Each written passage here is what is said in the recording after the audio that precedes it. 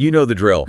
It's Sunday night. You've just finished a fantastic business book, or maybe you've spent the weekend binge-watching a series of incredible TED Talks on visionary leadership. You're all fired up. Totally. You are pumped. You feel like you finally have the secret sauce, and you're ready to walk into the office on Monday morning and just completely revolutionize the company culture. And then Monday morning actually happens. Exactly. You walk in, coffee in hand, and you get hit with 40 unread emails, a crisis in the supply chain, an interpersonal conflict in HR, and suddenly that visionary leadership just evaporates. It all stays in your head. Right. It stays as theory, but it never actually touches the ground as practice. Well, that's the classic gap, isn't it? Between observation and application. I mean, we are absolutely drowning in information right now. Videos, vignettes of success, LinkedIn influencers everywhere. But we're starving for actual implementation. So how do you do it? How do you move that insight from your screen into your payroll, your operations, and your sales team? That's the big question. And that is the specific problem we're tackling today. We're doing a deep dive into a curriculum called Applied Leadership Dynamics. It's developed by John Churchitz of Harbor Digital Media. And honestly, looking at the source material, which is a breakdown of his career and his specific lesson plan, this doesn't feel like a brochure. No, it feels more like a battle plan. It really does. Yeah. And the mission for this deep dive is to take this source material and turn it into an audio lesson for you. We aren't just reviewing it. We're going to try to unpack the specific how-to of moving from academic theory to operational reality. I love that. We're sort of converting the slides into a masterclass for the ears. Exactly. And what struck me immediately in the notes was the tone. It's not academic. It feels, I don't know, gritty. Is that the right word? Battle-tested is the phrase that just keeps coming to mind for me. The core argument here is that leadership isn't some philosophical debate. It's a set of mechanics. And if you get the mechanics wrong, the car doesn't drive, no matter how nice the paint job is. Okay, so let's unpack this. The first thing that really jumps out in the source material is this concept of the doctorate of experience. Now, I have to be the skeptic for a second. Is this a real degree? Hey, it sounds like it, doesn't it? Did he go to Harvard for this? It sounds a little bit like marketing fluff at first glance. No, it is not an academic degree, and that is actually the entire point of the value proposition. In the source material, there's a slide titled Instructor Credentials, and the very first line is a direct challenge to the status quo. It says, I don't have a master's degree in leadership theory. I have a doctorate in experience. Wow, that's a bold distinction to make right out of the gate. It is, but think about the consulting landscape. We often see consultants who have read a library of books about swimming but have never actually been in the water. They have the theory. They have the theory, but they don't have the muscle memory. This source material lays out a resume that is frankly exhausting just to read, specifically to counter that textbook mindset. Yeah, I've got the stats right here. Let's run through these because they set the stage for everything else. It says 45 years operating businesses. 4.5 decades. I mean, just think about that context. That means he's seen multiple economic cycles. He's managed through the high interest rates of the 80s, the dot-com bubble, the 2008 crash, and the post-COVID landscape. So it's not just time. It's not just time. That's survival data. That's a really good point. It's easy to be a leader when the market is up and to the right. It's harder when the bottom falls out. Okay, the stats also say he's managed approximately 1,500 staff in total. And that's a lot of performance reviews. It sure is. And that's where the doctorate really comes from, you know? Managing 1,500 people isn't theory. That's 1,500 different personalities, conflicts, motivations, divorces that affected work performance, secret ambitions. It's dealing with the messy human element that textbooks often gloss over. Right. He's also started and run 4 different companies, chaired 12 boards, managed 3 networking associations, and on the media side, which explains the Harbor Digital Media connection, he's created 12 vodcasts and produced over 600 videos and podcasts, plus 30 years of public speaking. So when you look at that whole data set, the argument becomes pretty clear. The source is saying, look, I'm not offering you a template I found in a blog post. I'm offering you expertise derived from 45 years of making mistakes and fixing them. Right. It's the school of hard knocks, graduated with honors. Exactly. It's the difference between knowledge and wisdom. Knowledge is knowing a tomato is a fruit. Okay. Wisdom is not putting it in fruit salad. This curriculum is about knowing not to put the tomato in the fruit salad of your business. That is a fantastic analogy. So the value proposition is Battle-tested experiences applied to your unique challenges. It's not cookie cutter. Precisely. And that leads us directly to the core theorem of the material. Because even with all that experience, you need a framework. You need a way to organize that wisdom. Yes, the leadership equation. This is the part of the source material that really tries to distill those 45 years into a formula. And this is where it gets really interesting for anyone trying to troubleshoot their own leadership style. The source presents a fundamental law of operation. And visually, if you're picturing this in your head, it is a triangle. Okay, let's visualize the triangle. Walk us through it. It's 3 points. Point 1 at the very top is listen. That's your input. Listen. Got it. Point 2 on the bottom right is analyze. That's the process. Okay. And point 3 on the bottom left is act. And that's your output. Listen, analyze, act. It sounds deceptively simple. Almost too simple. It does sound simple, but the nuance is in how the source defines listen. It's not just hearing or waiting for your turn to speak. The text emphasizes deep listening. The prompt isn't tell me your problems. What is it? The prompt is what is your scenario? What is your scenario? That feels much broader. It implies context, environment, history. Right. It's the difference between a doctor asking where does it hurt versus what has your lifestyle been like for the last 10 years? Most leaders, quite frankly, skip this. They jump straight to act.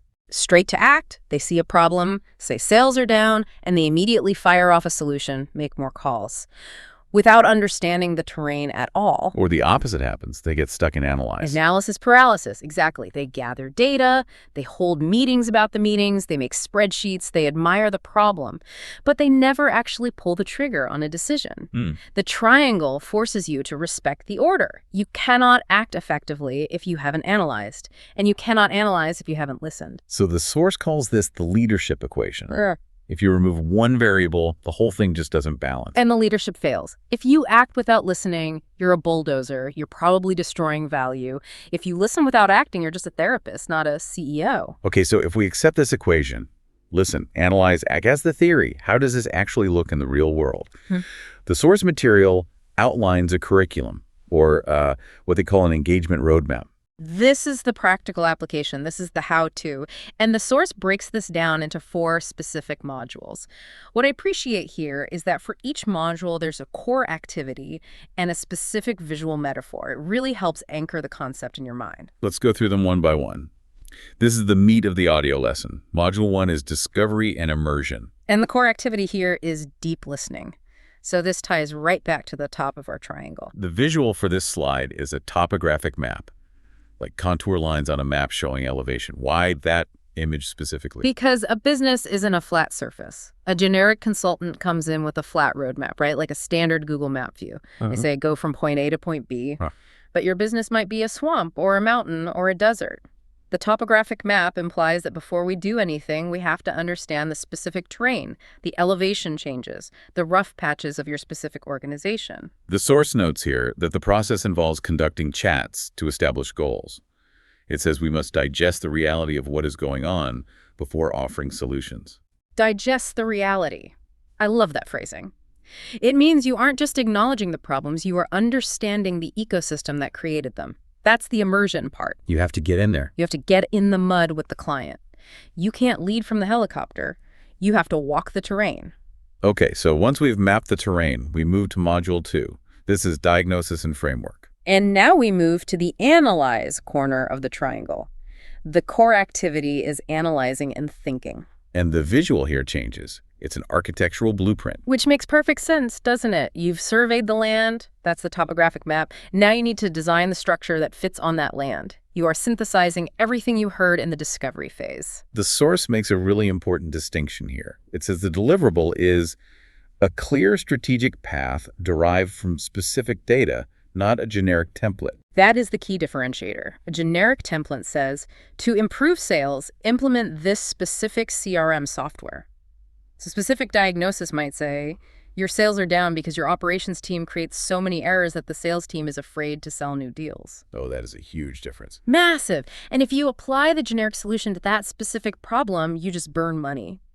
Module 2 is about figuring out the structural root cause. It's about drawing the blueprint for your specific house, not buying a prefab shed from a big box store. Okay, so Listened in Module 1, we've analyzed in Module 2. Now comes Module 3, execution and ROI. The act corner of the triangle. Finally, the core activity is acting and implementing. And the visual here is an action plan clipboard with checkboxes. Very tactical. It is. We are done with theory. The source lists 3 key components here: timelines, success criteria, and implementation. Okay, timelines, when will things happen? That seems standard. But success criteria, how will we measure results? That seems like the place where people get fuzzy. That success criteria is vital.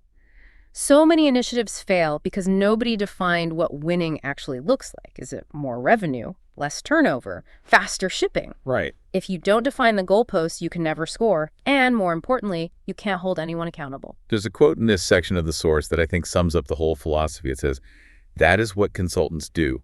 Create the plan and move it forward." Move it forward. That's the job. It isn't just to deliver a binder full of ideas that sits on a shelf. It's to generate momentum.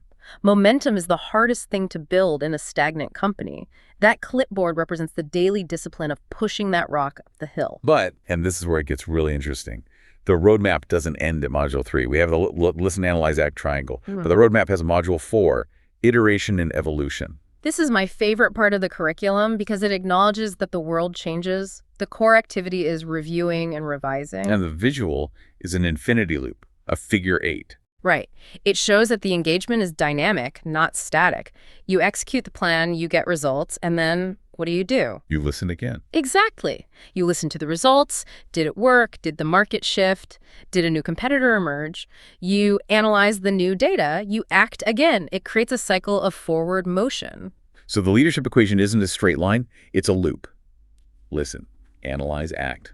Listen, analyze, act. Over and over. Precisely. If you stop the loop, you stop growing. Companies that think they have solved leadership are usually the ones about to go out of business. The infinite loop suggests that the game never actually ends. You just get better at playing it. Now, this all sounds incredibly logical. It's clean, it's structured, you have topographic maps, blueprints, infinity loops. It feels very manageable.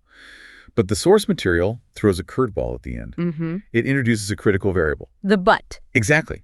I'm looking at this and thinking, okay, if I follow the steps, I win. But the source says you can apply the leadership equation perfectly. Listen, analyze, act, and still fail. Why? Because of the capacity for change. The source identifies this as the absolute prerequisite for any success.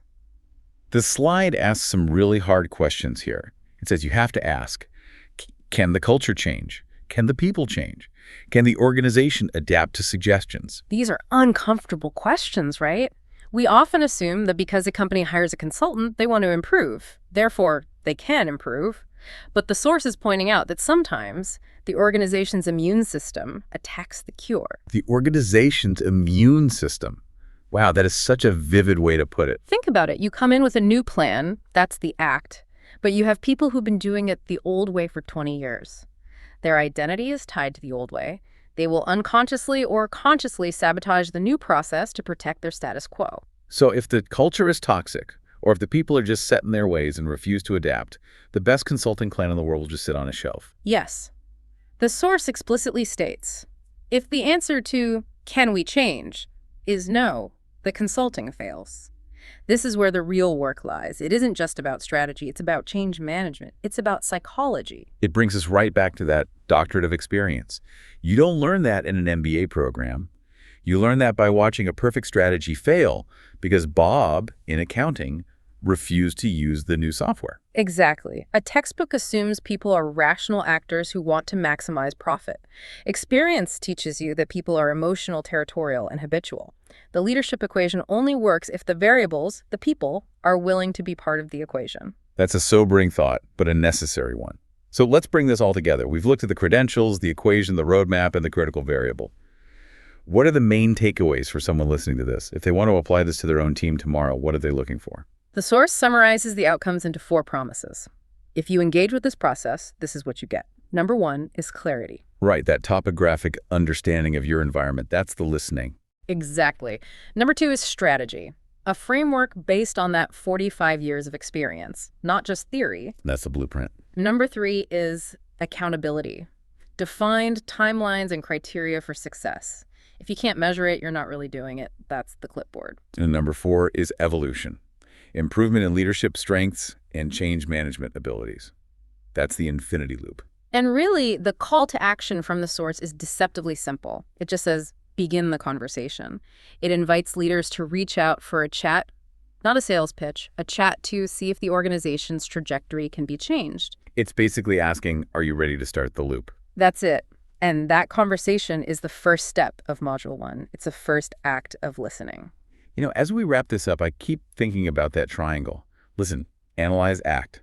You can apply to a huge corporation, but you can also apply to a single meeting. You could even apply to a conversation with your spouse. It's a universal pattern for problem solving, for sure. So what's the final thought you want to leave our listener with today? We've covered a lot of ground, from topographic maps to corporate immune systems. I think it's this.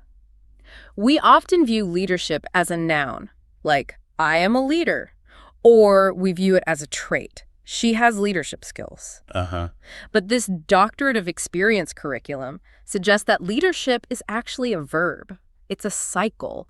It's the continuous act of balancing that equation. So the question isn't, are you a leader? No. The question is your loop broken? Are you the leader who acts without listening? Then you're just a bulldozer causing damage. Are you the leader who listens without ever acting? You're a therapist, not a CEO. Right. Or are you analyzing forever? Then you're a philosopher in an ivory tower. You need all three to actually move the needle. You need all three, and you need them in motion. If you feel stuck in your business right now, look at that triangle. Which corner are you neglecting? That is a powerful place to leave it. Check your triangle. Check your loop. And check your capacity for change. Absolutely. Thank you for joining us on this deep dive into applied leadership dynamics. Hopefully this helps you move a little bit of that theory into practice today. See you next time.